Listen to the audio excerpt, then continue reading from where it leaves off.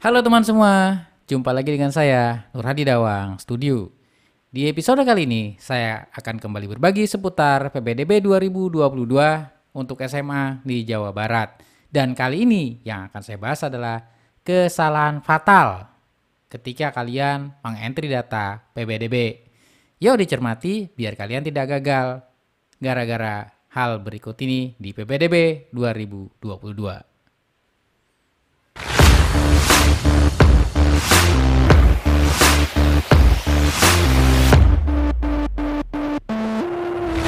Oke lanjut. Video ini saya buat agar teman-teman semuanya tidak gagal atau menyusahkan panitia yang lain hanya karena kesalahan-kesalahan berikut ini. Kesalahan yang pertama teman-teman adalah mengcopy titik koordinat tetapi teman-teman lupa tanda minus di koordinat tersebut tidak ikut tercopy atau terbawa. Sehingga efeknya akan sangat fatal teman-teman. Nah, di sini kita bisa lihat contohnya. Saya coba titik koordinat ini saya pastekan ke Google Maps lagi tapi tanpa tanda minus. Kita cek teman-teman. Kita copy, kita pastekan ke Google Maps, kita lihat apa efeknya tanpa tanda minus. Nah, di sini teman-teman bisa melihat bahwa teman-teman terlempar jauh ke tengah samudra. Dengan demikian, ini adalah kesalahan yang sangat fatal teman-teman bagi kalian yang nantinya akan ikut di jalur zonasi. Kenapa? Karena perubahan jaraknya bukan lagi ratusan meter, tetapi bisa ratusan kilometer, bahkan ribuan kilometer teman-teman. Nah, sedemikian. Dan ini terjadi di tahun lalu, sehingga ini sangat merepotkan teman-teman sebagai panitia yang ada di sekolah, apalagi kalau sudah terverifikasi. Kesalahan fatal yang kedua adalah teman-teman, saya tidak tahu ini sengaja atau tidak, koordinatnya itu diletakkan mendekati sekolah. Bahkan ada yang ditaruh di pagar sekolah. Saya nggak tahu ini modusnya apa memang tidak tahu cara mencari titik koordinat, atau memang ya kita tidak boleh berburuk sangka. Yang jelas ini adalah kesalahan fatal.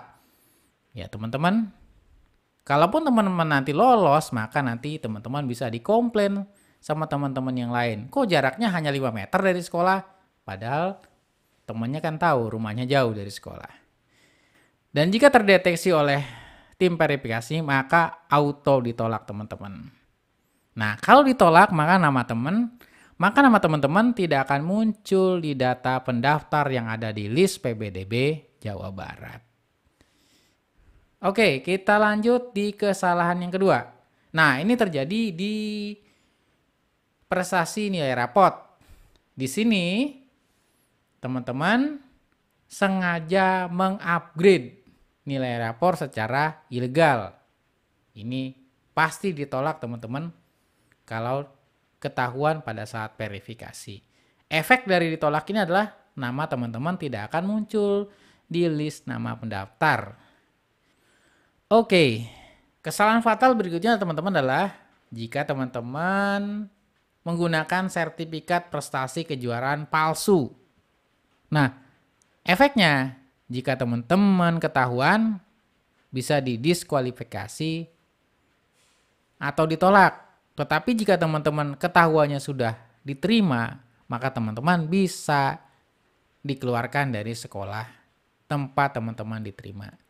Jadi jangan pakai sertifikat palsu ya teman-teman.